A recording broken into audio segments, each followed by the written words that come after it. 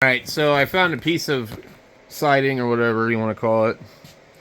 It's not quite long enough, but there's several pieces that look like this. So we're just going to go ahead and just use this one. And I think it's long enough. I'm going to attach it here. And just go ahead and screw it down to this board. And hopefully it'll be big enough. And then I'm going to go get it. Maybe another section, or I'll just leave it. It doesn't really need to be perfect. What's nice about this is it's textured, so it's been painted and it's kind of smooth, so it will glide over things instead of catch like some of the other OSB that would give you splinters. Alright, that's good enough right there. Just put one here, one there, like about every 12 inches or so. And we might have to undo it if we find out we're wrong.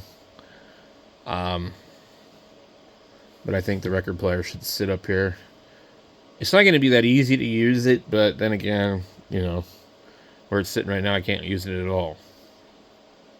Alright, it's going to fit perfect up here for the most part. So we actually have plenty of room to not go off the edge.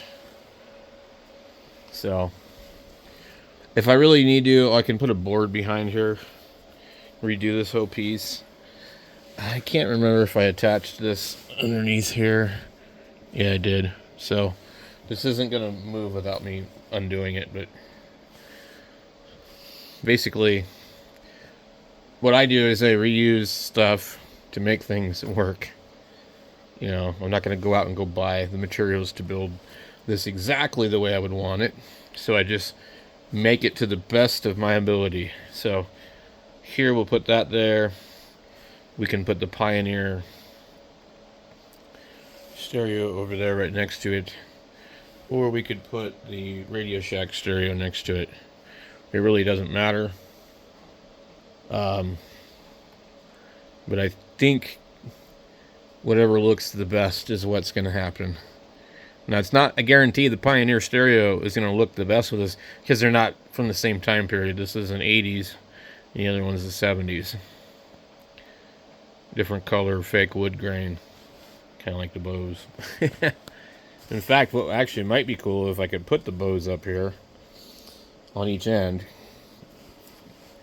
and set it up. I don't think I have room, but it would be cool if I could. Alright, so we're going to hook up a few things here. This one here has kind of like a Sansui setup, but it's actually metal, unlike the Sansui ones I've had. So we'll take our cord here and plug it into the radio so that it won't turn on unless the radio's on. Alright, we got our phone in, we got a ground, we got that there. We just need to hook some speakers up, plug it in, and we should be good. So let's see what it looks like next to this. Alright, well, that's it for now, right there. I don't know how close do you want them. I put them right on top of each other, but I think maybe moving them a little bit would be good. I also don't really think there's room to put the Bose speakers, and I think it might look kind of funny anyway.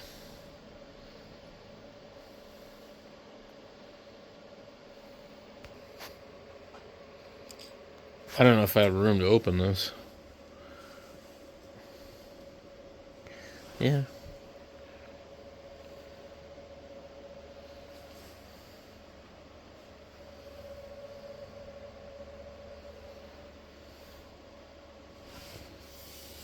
Need to clean this thing up a little bit. So this is the one that had the bearing that was stuck. Hopefully it didn't re-stick itself. I also noticed with this stereo, if you don't switch it on and off with the switch, it doesn't flicker or do any weird stuff. But if you do, it does for a minute, because the switch is bad. I guess it's a common problem on these, I don't know. Let's see if we got...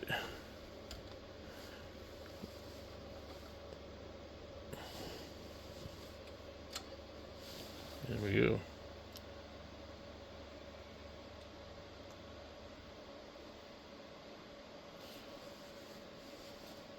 Wonder if you can hear anything. That's an Empire 3 cartridge. I have not let it down. Let's go down. Sometimes you can hear the cartridge make some noise. If you hear Van Halen, you know why.